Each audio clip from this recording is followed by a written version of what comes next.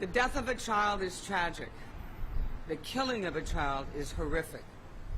As Miami-Dade Police Director Freddie Ramirez, who is here with me today, knows only too well, nothing is more horrible than the death of a child. Our community is shocked by the killing of 9-year-old Alejandro Ripley and the story surrounding his crime. Alejandro Ripley had a developmental disorder commonly described as autism. The 4-foot, 11-inch boy weighed 120 pounds and was nonverbal, and his mother falsely accused 2 black men of kidnapping him. Director, I want to applaud you and all of your fine investigators for getting to the bottom of this homicide so quickly. This was a superb job of combing the community for witnesses and evidence. Your department deserves the appreciation of all Miami-Dade County residents.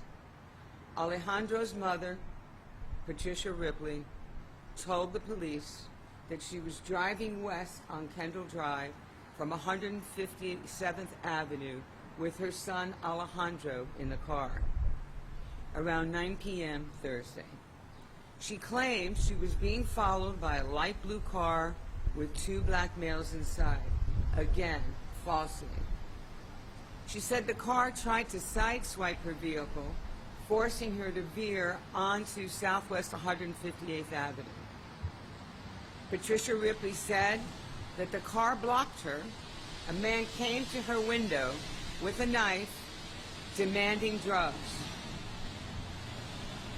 Ripley's mother, police say, told the man she didn't have any drugs, and the men then stole her phone and kidnapped her son and drove off. The police found Alejandro's body Friday morning, wearing his blue Captain America t-shirt and a diaper in the area of 62nd Street and 138th Court.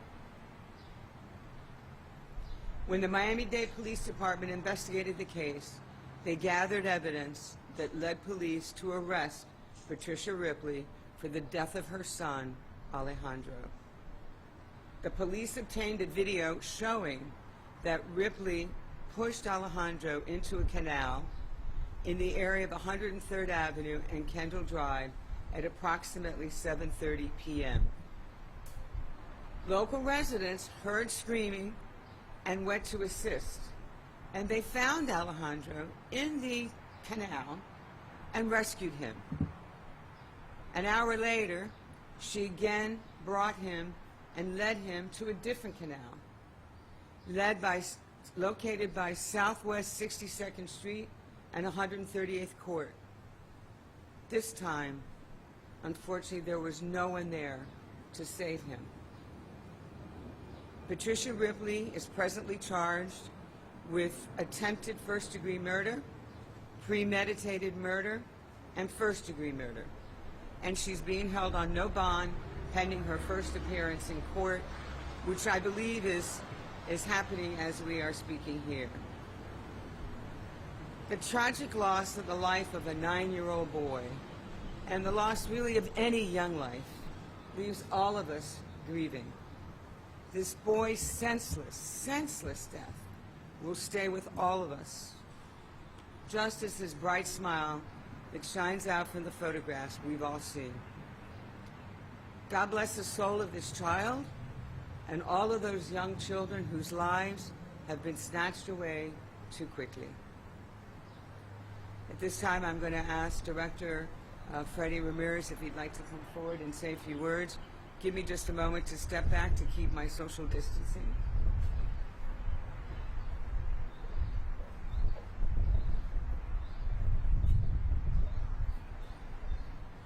Thank you, Ms. Rondo.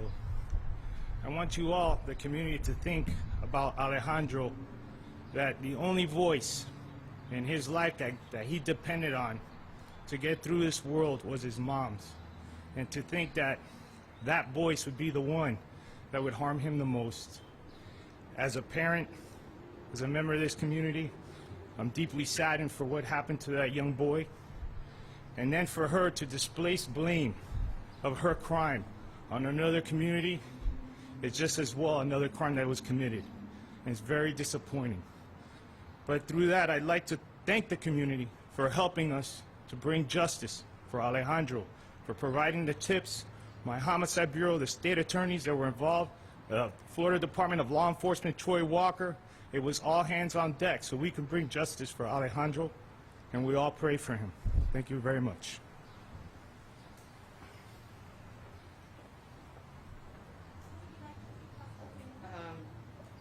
What I'd like to do at this point is I also want to say something very good about the lawyer. The assistant state attorney in this case, Gail Levine, is one of the finest prosecutors in America, and she worked tirelessly side by side with the investigators in this case. And again, thank you to Troy Walker, FDLE. They're always a great partner in these kinds of cases. So what I'm going to do at this point is I'm going to open it up to questions in English. We don't have a lot more to say because it is still under investigation, but we'll do that first, and then we'll go to Spanish. First time this was charged to drown the child. Were there any calls made to 911? Did they report this incident? Not that I'm aware of. It was just really a blessing that those folks were there at that time to rescue him from that canal. If you know, did she give any sense of how she explained it away? Considering an accident or something? You know, I'm not sure that's in the affidavit. David, is it? Do you know? I'm not sure. Okay, yeah, I'm sorry. I don't know. I don't know the answer to that. We were told there was surveillance video, possible surveillance video of Patricia sitting in her car about 15 minutes outside of Home Depot before she made a call about this so-called abduction. Can you comment on that? Yeah, as I understand it, that is correct.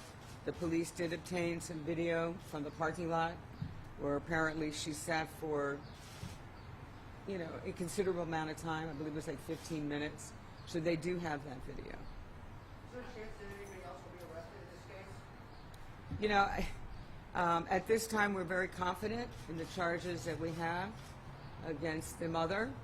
At this point, it's just, you know, it's really the beginning. This happened, what, about 48 hours ago.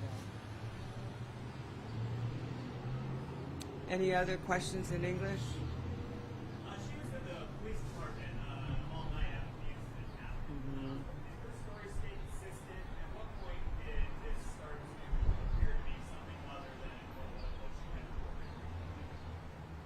You know, that's a good question, and I think a lot of it comes down to instinct and experience.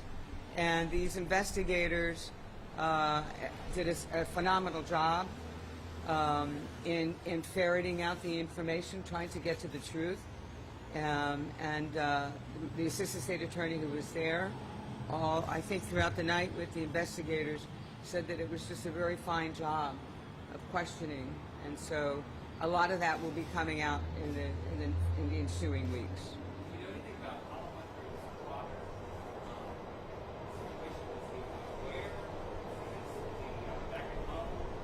I can only comment that he was heartbroken. Heartbroken like so many others, but he's a parent, a father. she expressed any remorse to investigators, or what was her demeanor as You know, I'm going to try not to characterize. I know there's so many things that everybody wants to know about. We will get back to you as soon as we can when we're permitted to share more information as we get more information. So, all right. If there's nothing else in English, then what I'd like to do, and I don't want to cut you short. Is there anybody else in English? Okay. What I'd like to do then is move to Spanish.